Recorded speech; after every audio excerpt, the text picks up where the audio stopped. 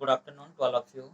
Myself, Mr. Parmanand Sahu, Assistant Professor, Department of Yoga, Shri Rawatpura सरकार, university Raipur, Chhattisgarh. आज का हमारा विषय है इंट्रोडक्शन ऑफ हठ योग प्रदीपिका। हठ प्रदीपिका व्यवहारिक योग पर लिखा गया एक साहित्य है। हठ प्रदीपिका का हठयोगिक ग्रंथों में काफी महत्वपूर्ण स्थान है। हठ प्रदीपिका के लेखक का नाम स्वामी स्वात्माराम जी है।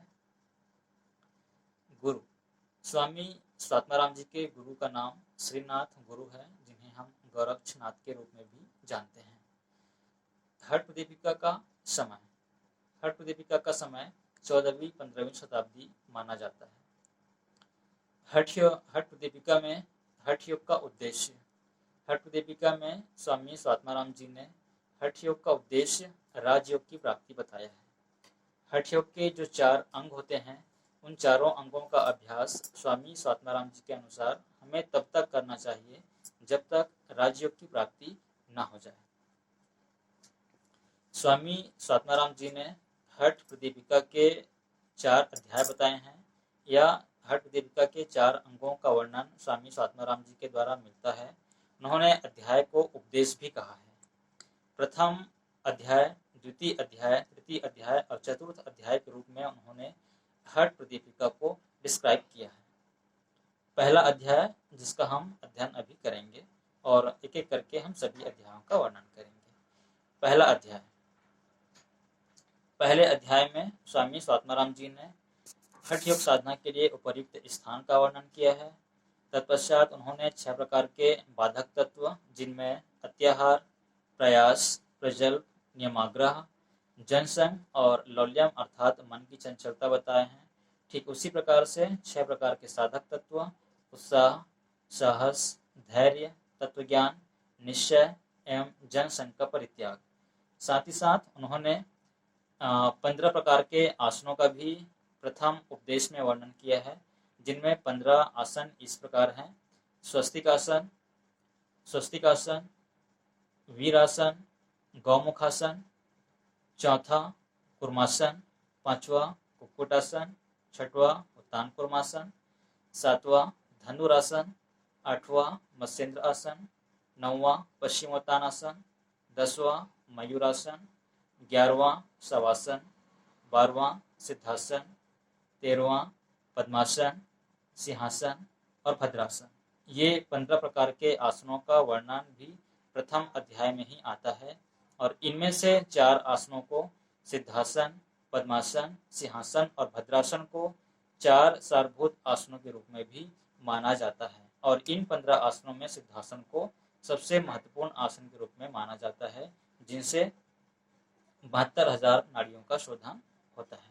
साथ ही साथ स्वामी स्वात्माराम जी ने इस अध्याय में मिताहार, जिसमें सुस्निग्ध और मधुर भोजन उनके अनुसार ग्रहण करना चाहिए, भगवान को अर्पित करके भोजन हमें ग्रहण करना चाहिए, और अपने पूर्ण आहार का हमें पूर्ण आहार का हमें चतुर्थांश अंश कम खाना चाहिए। इसी को उन्होंने मिताहार कहा है। साथ ही साथ उन्होंने इस अध्याय में अपथ्य और पथ्य आहार का भी वर्णन किया है। दूसरा अध्याय आता है, जहाँ पर उन्होंने षटकर्म और प्राणायाम का वर्णन किया है। साथ ही साथ उन्होंने इस अध्याय में हठ सिद्धि के लक्षण भी बताए हैं। षटकर्म में उन्होंने सबसे पहले धोती का वर्णन किया है, धोती के बाद वस्ती का वर्णन किया है, वस्ती के बाद नेति का वर्णन किया है, फिर त्राटक, नौली और कपालभाति। और षटकर्म में स्वामी स्वात्माराम जी ने नौली को सबसे उत्तम क्रिया माना है। तत्पश्चात उन्होंने प्राणायाम का वर्णन किया है, और प्राणायाम करने से पहले उन्होंने नाड़ी शोधन को बहुत ही अनिवार्य बताया है। स्वामी स्वात्माराम जी ने हठ प्रदीपिका में 8 प्रकार के प्राणायाम का वर्णन किया है, जो इस प्रकार है: सूर्यभेदी, उज्जाई, शीतली, शीतकारी, भस्त्रिका, भ्रामरी, मूर्छा और प्लावनी। ये 8 प्रकार के प्राणायाम हैं, जिनका वर्णन स्वामी स्वात्माराम जी ने हठ प्रदीपिका में किया है।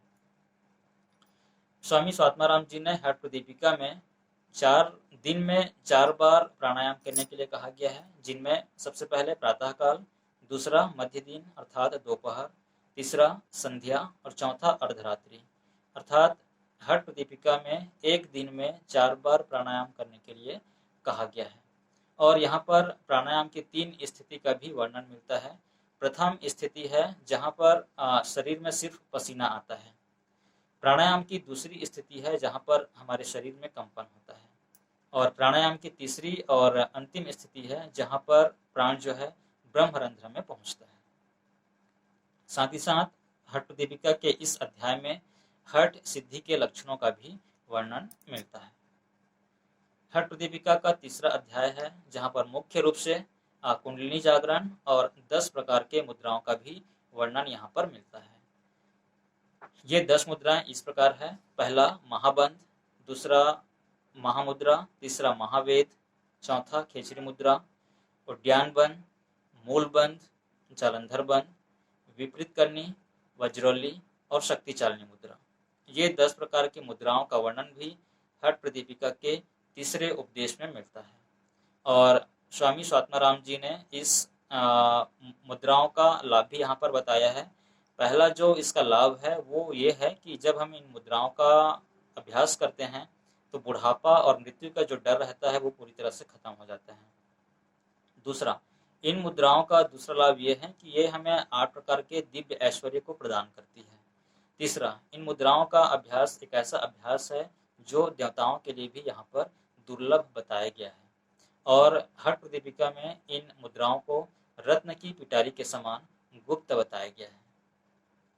चतुर्थ उपदेश है जहाँ पर समाधि की परिभाषा, कुंडलिनी जागरण एवं उसका परिणाम और नदानुसंधान और नदानुसंधान की 4 अवस्थाओं का वर्णन मुख्य रूप से अंतिम उपदेश में मिलता है।